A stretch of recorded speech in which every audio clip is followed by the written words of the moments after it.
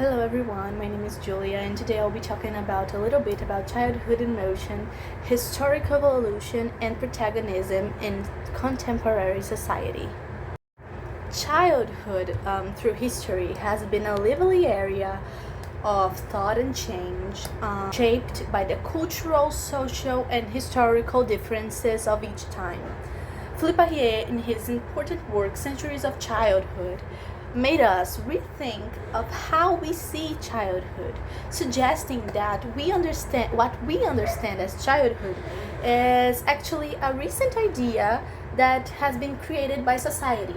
In this context, the way we talk about childhood plays a big role in how we think about and how we treat children. But it's not just about looking back. It's also important to understand how all of this affects kids today, especially the words and the ideas that surround them.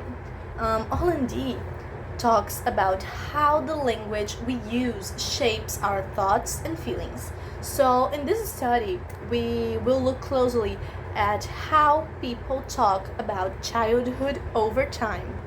Today, childhood comes with its own set of challenges and chances, and it's important to us to let kids to have a say in their own lives. And we see children as active members of society who can make a difference in their own development. This idea is spread through the words and the conversations we have in our society.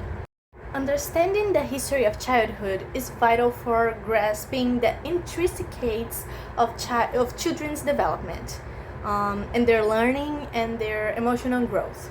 Childhood isn't just a biological phase, it's a concept deeply influenced by society and tied to human activities, production, and organization.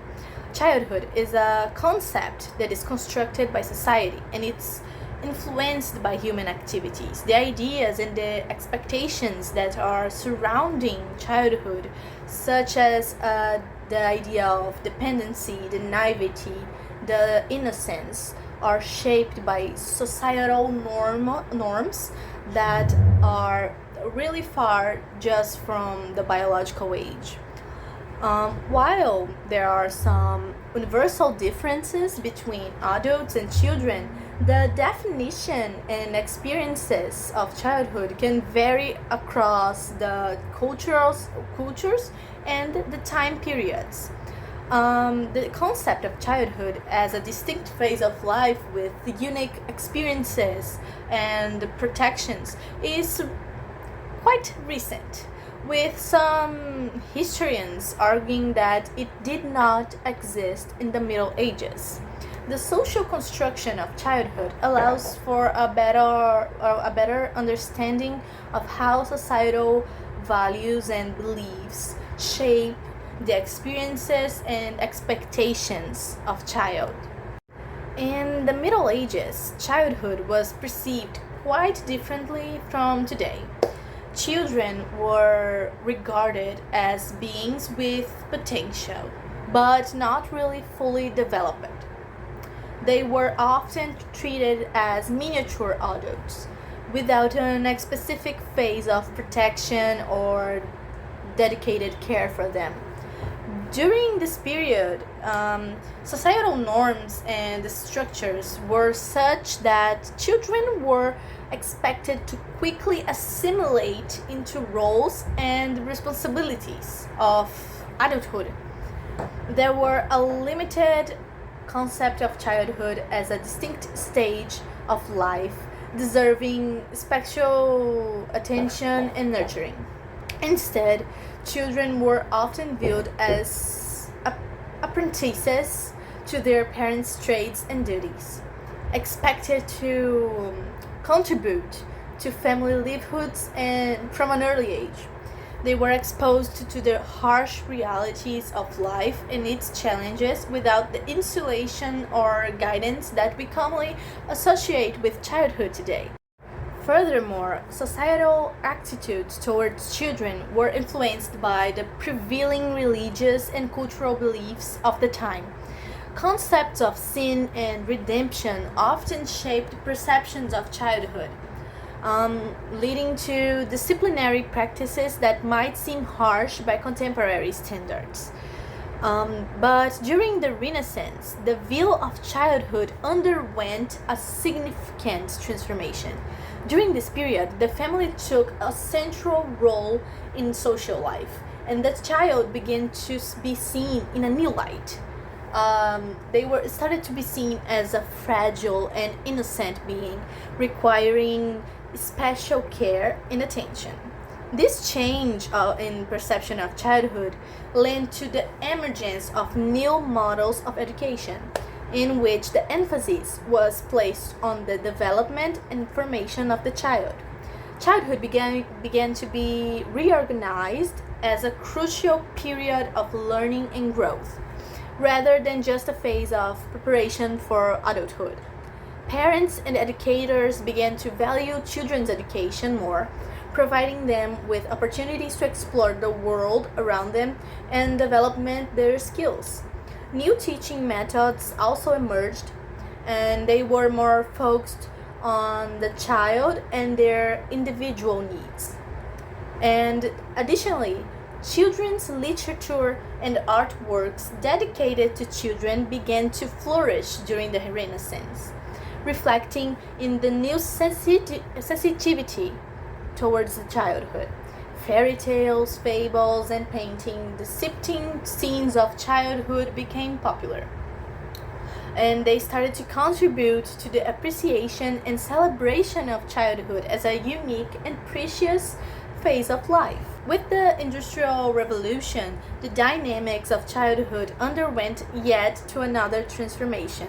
As factories emerged and mass production became the new norm, children became to be primarily seen as a source of cheap and easily exploitable labor.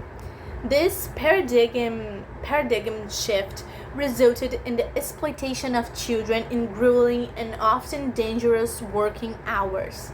In factory settings, children were frequently subject to inhumane working conditions, with long hours and low wages, while their childhoods were sacrificed in the name of economic productivity.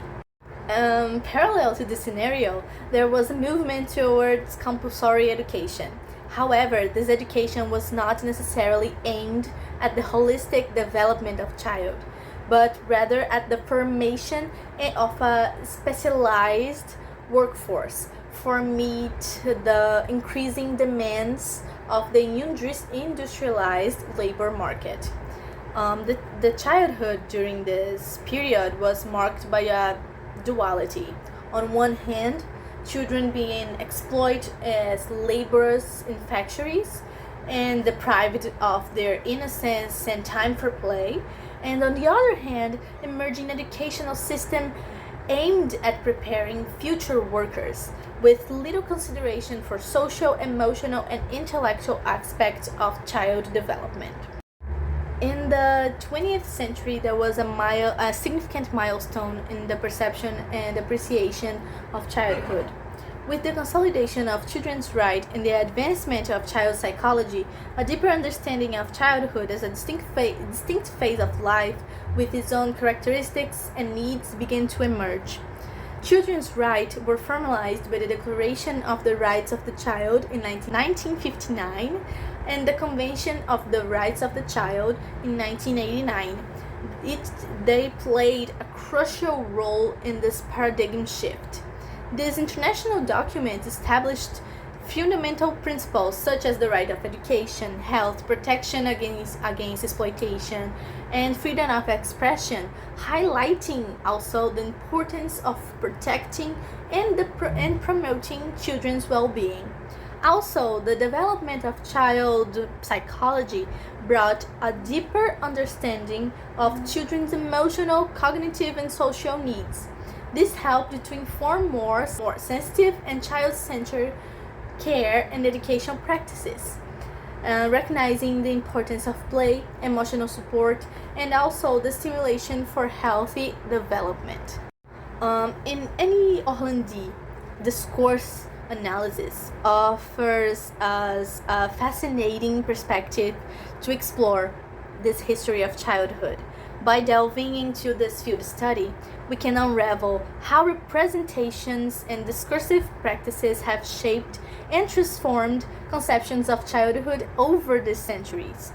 So, examining literary texts, political documents, advertisements, and other types of discourses allows us to identify how childhood identities were constructed and negotiated in different epochs. This analysis reveals the roles assigned to the children in different historical contexts and how these roles were represented and disseminated in society. Through this approach, we can also examine how childhood has been conceived and defined as a social category over the time. Different social groups including dominant elites, social reform movements, and children's rights activists, they have articulated discourses about children and how to promote their childhood and how to work with their specific interests and agendas, shaping perceptions and practices surrounding these children. And this analysis allows us to comprehend how social transformations such as urbanization, industrialization, globalization, and technological advances have influenced representations of childhood.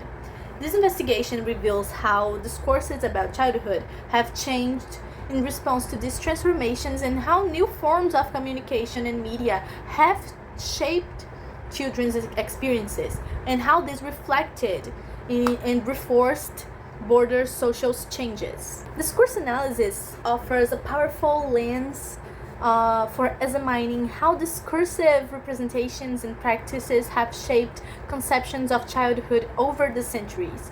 This approach allows us to understand how discourses about children have evolved and how they have influenced the perception of children as active agents in their own lives.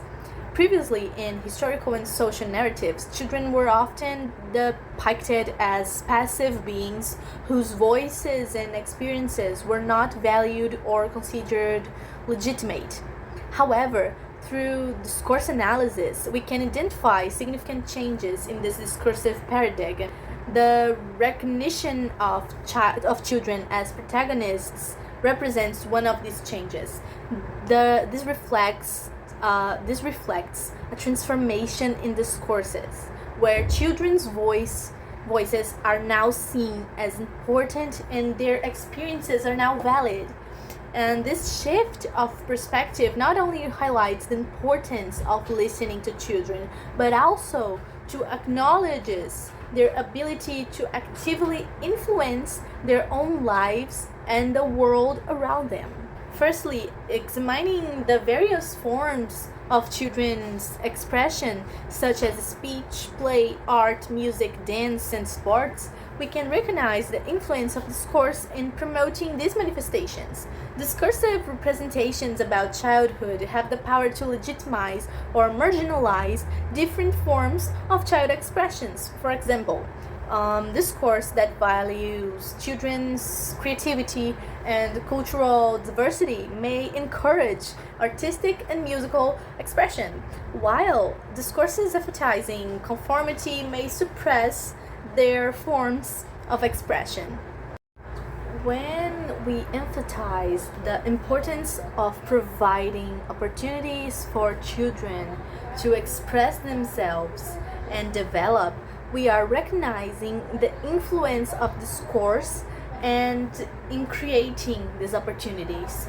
Discursive representations about childhood can influence policies and practices that determine children's access to spaces and resources of expression and development. For example, discourses that values children participation in decision making may promote educational policies that encourage autonomy and creativity. And allowing child protagonism does not mean lack of control. It's important to say that. we're just acknowledging the influence of social institution in promoting children's participation in their own lives. And discourse analysis will help us to understand how these institutional discourses shape also adults' perception of child protagonism and how this influence their willingness to offer opportunities and support for children to develop their potentials.